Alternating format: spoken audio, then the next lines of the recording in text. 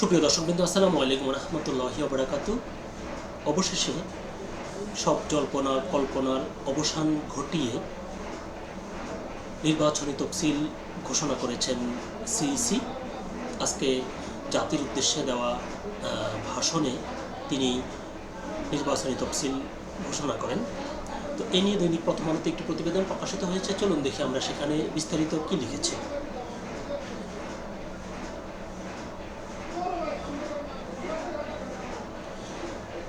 জাতির উদ্দেশ্যে ভাষণে সিইসি, জাতীয় নির্বাচন 12ই ফেব্রুয়ারি, এটি প্রতিবেদনটির শিরোনাম। বিস্তারিত বলা হয়েছে, ত্রয়োদশ জাতীয় সংসদ নির্বাচনে ভোট গ্রহণ করা হবে আগামী 12ই ফেব্রুয়ারি। জুলাই জাতীয় সনদ বাস্তবায়নে গণভোটও হবে একই দিনে। ওই দিন সকাল 7:30 থেকে বিকেল 4:30 পর্যন্ত টানা ভোট গ্রহণ চলবে।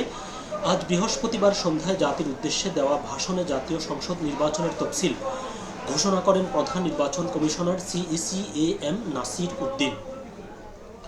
ঘোষিত তফসিল অনুযায়ী সংসদ নির্বাচনে প্রার্থীদের মনোনয়নপত্র জমা দেওয়ার শেষ সময় 29 ডিসেম্বর, মনোনয়নপত্র বাছাই 30 ডিসেম্বর থেকে 4 জানুয়ারি, রিটার্নিং কর্মকর্তার সিদ্ধান্তের বিরুদ্ধে আপিল দায়ের 11ই জানুয়ারি এবং আপিল নিষ্পত্তি হবে 12 থেকে 18ই জানুয়ারি। প্রার্থিতা প্রত্যাহারের শেষ সময় 20 জানুয়ারি। চূড়ান্ত প্রার্থী তালিকা প্রকাশ ও প্রতীক বরাদ্দ করা হবে 21 জানুয়ারি। নির্বাচনী প্রচার শুরু হবে 22 জানুয়ারি। প্রচার শেষ হবে 10 ফেব্রুয়ারি সকাল 7:30টায়। 12ই ফেব্রুয়ারি সারা দেশে 300 সংসদীয় আসনে ভোট গ্রহণ করা হবে। এবারে নির্বাচনে মোট ভোটার 12,76,00,000-এর বেশি। প্রবাসী বাংলাদেশি ভোটাররাও পোস্টাল ব্যালটে ভোট দেওয়ার সুযোগ পাচ্ছেন। এটি এবার যে নির্বাচন অনুষ্ঠিত হতে যাচ্ছে তার নতুন সংযোজন। এখন পর্যন্ত 3 লাখের বেশি প্রবাসী ভোটার ভোট দেওয়ার জন্য নিবন্ধন করেছেন।